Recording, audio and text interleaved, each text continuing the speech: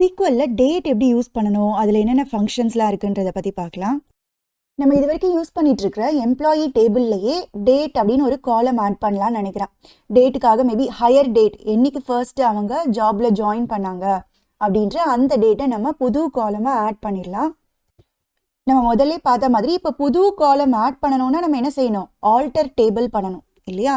So alter table, table name is employee. இந்த டேபிளில் என்ன ஆல்டர் பண்ணணும், ஒரு காலமே புதுசாக நம்ம ஆட் பண்ண போகிறோம். ஆட் காலம் அப்படின்னு கொடுத்துடலாம். அந்த காலம்கான பேர் என்ன அப்படின்றத சொல்லணும். ஹையர் டேட் அப்படின்னு கொடுத்துக்கலாம். அண்ட் அந்த காலமில் என்ன டேட்டா ஸ்டோர் பண்ண போகிறோம் அப்படின்ற டேட்டா டைப் கொடுக்கணும் இல்லையா? நமக்கு இப்போ டேட் வேணும். டேட்டுன்னே ஒரு டேட்டா டைப் இருக்குது. ஸோ அதுதான் நம்ம கொடுக்க போகிறோம். இந்த query-யை ரன் பண்ணலாம். சக்ஸஸ்ஃபுல்லாக ரன் ஆயிடுச்சு. மேபி இப்போ நம்ம செலக்ட் ஸ்டார் ஃப்ரம் எம்ப்ளாயி கொடுத்து பார்க்கலாம். அந்த காலம் ரிஃப்ளெக்ட் ஆகி இருக்கான்னு செக் பண்ணலாம். ரிஃப்ளெக்ட் ஆகிடுச்சு. ஆனால் எல்லா ரோஸ்லேயுமே நல் அப்படின்னு அப்டேட் ஆயிருக்கு. ஏன்னா நம்ம எந்த டேட்டுமே கொடுக்கல இல்லையா?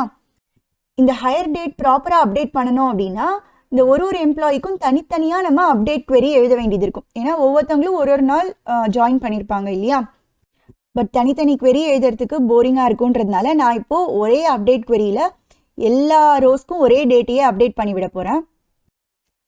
அப்டேட் எம்ப்ளாயி டேபிள் செட், எந்த காலமை செட் பண்ணணும், நம்ம ஹையர் டேட் அப்படின்ற காலமை செட் பண்ணணும். ஈக்குவல் டு என்ன வேல்யூ அப்படின்றத கொடுத்துடலாம். இந்த மாதிரி இயரை ஃபஸ்ட்டு கொடுத்துட்டு அப்புறமா மந்த் அப்புறம் டேட் கொடுக்கணும். இதை ரன் பண்ணிடலாம். மறுபடியும் நம்ம query பண்ணி பார்த்தா டேட் எல்லாமே ஒரே டேட்டே அப்டேட் ஆயிடுச்சு. மேபி ஏதாவது 1-2 எம்ப்ளாய்க்கு மட்டும் டேட்டை மாற்றி விட்டுடலாம். அனலிஸ்ட்டுக்கெலாம் மட்டும் வேறு டேட் வச்சுக்கலாம். அதுக்கு என்ன பண்ணணும்னா மறுபடியும் இதே query தான்.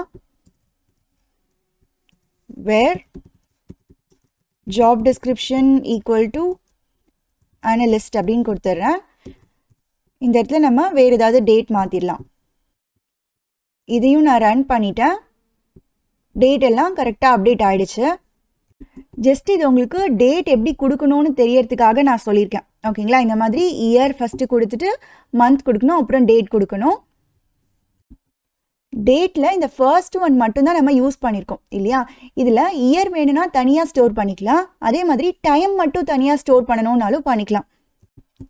இந்த டேட் டைம் அப்படின்றது என்னென்னா டேட்டோட டைமும் கூடவே சேர்ந்து வரும். இப்போ அப்பாயின்மெண்ட்லாம் ஃபிக்ஸ் பண்ணணும் அப்படின்னா நமக்கு டேட் டைம் மாதிரி தேவைப்படும் இல்லையா?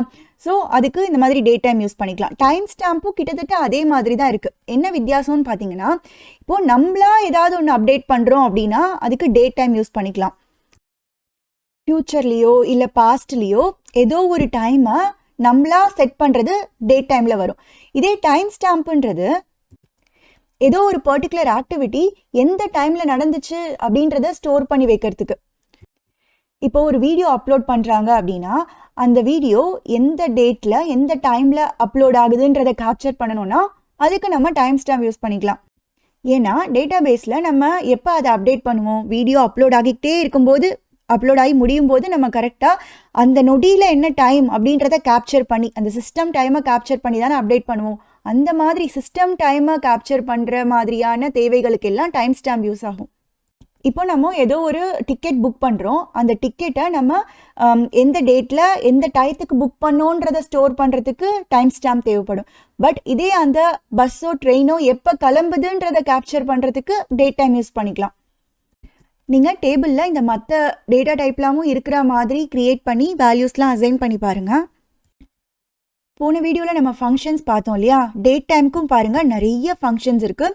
இதில் சில ஃபங்க்ஷனை மட்டும் நான் உங்களுக்கு யூஸ் பண்ணி எக்ஸாம்பிள்ஸ் காமிக்கிறேன். முடிஞ்சால் மற்றதெல்லாம் என்ன இருக்குன்றதை பார்த்து தெரிஞ்சு வச்சுக்கோங்க. இப்போதைக்கு கரண்ட் டைம் என்ன அப்படின்னு தெரிஞ்சுக்கணுன்னா செலக்ட் நவ் அப்படின்ற ஒரு ஃபங்க்ஷனை நம்ம இந்த மாதிரி கால் பண்ணிக்கலாம். இப்போ பாருங்கள் கரெக்டாக இப்போ என்ன டேட்டு என்ன டைம் அப்படின்றத காட்டுது. டைம் ஸ்டாம்பில் அப்டேட் பண்ணணும் அப்படின்னா இந்த நவ்வை யூஸ் பண்ணி தான் நம்ம அப்டேட் பண்ண முடியும். ஓகேங்களா? இந்த நவ்லையே எனக்கு ஃபுல்லாக வேண்டாம், டேட் மட்டும் தெரிஞ்சால் போதும் அப்படின்னா இந்த மாதிரி டேட் ஆஃப் நவ் அப்படின்னு கொடுத்துட்டோன்னா அந்த டேட் பார்ட் மட்டும் நமக்கு வரும். அப்படி இல்லாமல் இதுக்கு ஆல்டர்னேட் என்னென்னா கரண்ட் டேட் அப்படின்ற ஃபங்க்ஷனை கால் பண்ணோன்னா அது நமக்கு டேட்டை மட்டும் கொடுக்கும், டைம் இல்லாமல். இந்த இடத்துல நமக்கு year hyphen month hyphen date அப்படின்னு வருது. இதோட ஃபார்மேட்டை நீங்கள் மாற்றணும்னு நினச்சிங்கனாலும் மாற்ற முடியும். அதுக்கு என்ன பண்ணணும்னா செலக்ட், நான் ஜஸ்ட் இதை டிஸ்பிளே ஆகணுன்றதுக்காக செலக்ட் கொடுக்குறேன். இப்போ இந்த கரண்ட் டேட்லாம் நீங்கள் வந்து வேறு ஏதாவது queryக்குள்ளே கொடுக்க வேண்டியது இருக்கலாம். ஓகேங்களா, ஏதோ ஒரு காலமாக அப்டேட் பண்ணணும்னா அப்போ நீங்கள் இந்த கரண்ட் டேட் யூஸ் பண்ணிக்கலாம். டேட்டை நம்ம ஃபார்மேட் பண்ண போகிறோம், அதனால டேட் ஃபார்மேட் அப்படின்ற ஃபங்க்ஷனை கால் பண்ண போகிறோம். ஓகேங்களா, அதுக்கு முதல்ல ஒரு டேட்டை கொடுத்துடணும். இந்த டேட்டை நீ எனக்கு ஃபார்மேட் பண்ணித்தான்னு சொல்லி ஃபஸ்ட்டு டேட் கொடுக்கணும். அதுக்கு கரண்ட் டேட்டையே நம்ம கொடுத்துடலாம். ஓகேங்களா, நெக்ஸ்ட்டு எந்த ஃபார்மேட்டில் வேணுன்றதை சொல்லணும்.